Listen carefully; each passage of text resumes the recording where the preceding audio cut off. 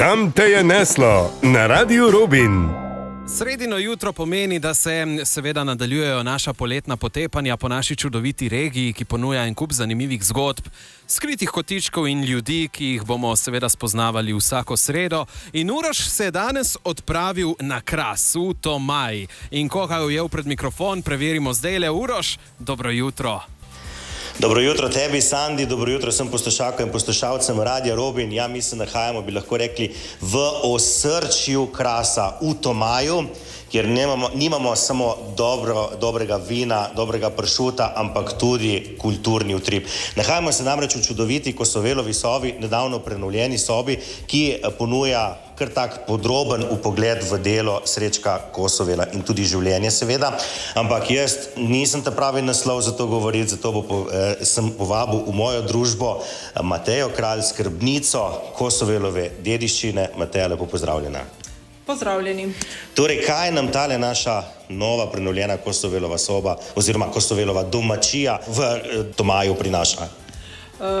Nova prenovljena domačija je postala pravzaprav res eno tako središče umetnosti, kulturne dediščine, tako da predstavlja tako Kosovelovo družino, kot seveda tudi Srečka Kosovela. Prenova po enem letu oziroma po prvi prenovi po 25 letih pravzaprav prinaša hišo, ki je taka, kot je bila leta 1925, ko so se Kosovelovi vanjo prvič uselili. In tukaj je živela celotna družina, ki je bila kar številčna, ne? Ni bil samo Srečko Kosovel, pa starši.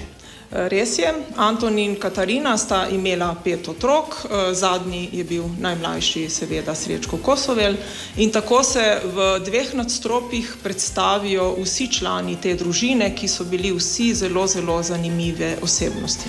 Moram vam povedati, da vsaka soba prinaša nekaj vsakem članu te družine, ampak seveda osredotočiti se moramo na našega največjega kraškega, slovenskega, morda tudi evropskega pesnika Srečka Kosovela in tale hiša prinaša, ne boste verjeli, tudi nekaj njegovih osebnih predmetov.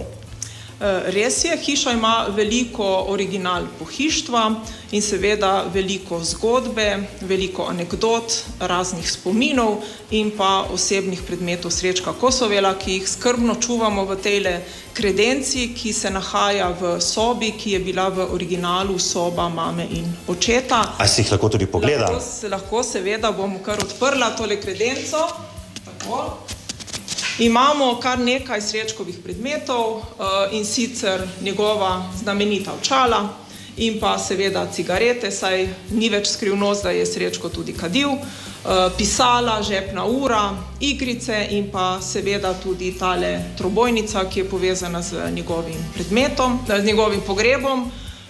Tukaj pa se čuva tudi krasen servis, ki ga je Katarina dobila za poročno darilo in v predalu čuvamo tudi kapo, šal in torbo Srečkovo, tako da kar nekaj osebnih predmetov.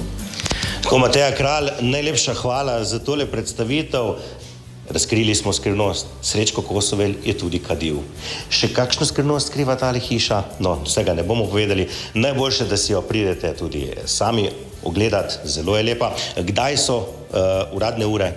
Uradne ure v poletnem času, torej od maja do septembra, so ob torkih in petkih od 14:30 do 18 in ob sredah in četrtkih dopoldan od 8 do 12 ure. Mateja Kralj, najlepša hvala. Videli ste toliko iz Kosovelove domačije. Spremljate nas na Radiu Robin še naprej po našem potepu v Tomaju.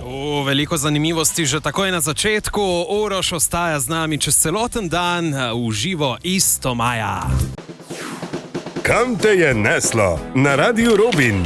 Zgodbe krajev, ljudi in doživetij, ki jih morda še ne poznate. Pokrovitelji: Hit Universo Fun, dobrodošli v vesolju zabave. Simak Keramika salon Nova Gorica, gostilna pizzerija Anja iz Budan, Go Kids, rojstnodnevne zabave za otroke.